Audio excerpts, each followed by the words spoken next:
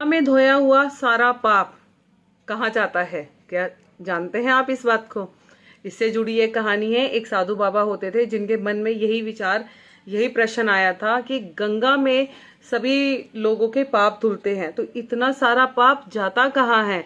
तो उन्होंने करी कठोर तपस्या भगवान शिव की, और उनकी तपस्या से प्रसन्न होकर भगवान शिव प्रकट हुए।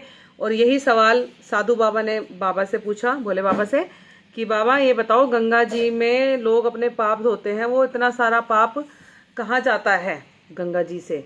अब उन्होंने बोला कि भक्त, इस सवाल का जवाब तो हमें गंगा जी से लेना पड़ेगा, तो चलो मेरे साथ। अब दोनों जाते हैं गंगा जी के पास। अब गंगा जी से पूछते हैं, गंगा, इतना सारा पाप तुम्हारे अंदर मतलब लोग धोते हैं, तो वो जाता कहाँ है? तो गंगा जी कहती है, प्रभु, मैं इतना सारा पाप अपने पास थोड़ी ना रख सकती हूँ, वो सारा पाप मैं समुद्र को दे आती हूँ।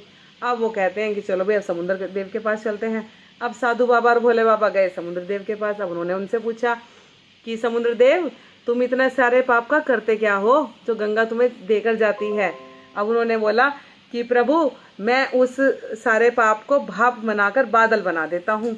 अब वो गए बादल देवता के पास कि बादल देवता, तुम इतने सारे पाप का करते क्या हो? तो बादल देवता ने भी कहा कि प्रभु, मैं उसी सारे पाप को पानी बनाकर वापस धरती पे बारिश के रूप में भेज देता हूँ, और उसी से अन्न उगता है। तो फिर इससे ओवरऑल ये चीज़ें निकली कि जिस मानसिकता से जो व्यक्ति ग्रहण करता है अन्न, वो उसी मानसिकता का हो जाता है। तो जैसे कहते हैं ना, जैसा खाए अन्न वैसा बन जाए मन, जैसा खाए अन्न वैसा बन जाए मन। तो यही चीज़ है कि हम जिस मानसिकता से कोई भी चीज़ खा रहे हैं, हमारी वो चीज़ें, हमारा मन वैसा ही बन जाता है। इसीलिए कहते हैं हमेशा खाना खुशी से खाएं, शांति से खाएं, चैन से खाएं।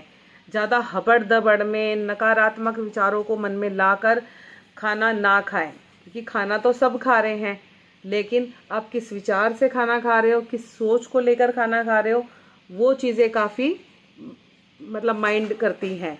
तो बड़ी प्यारी सी कहानी है। आई होप आपको ये कहानी अच्छी लगी हुई हो। तो प्लीज़ कमेंट में मुझे ज़रूर बताइएगा। जय श्री राम, और गंगा मैया की जय हो। जय श्री राम।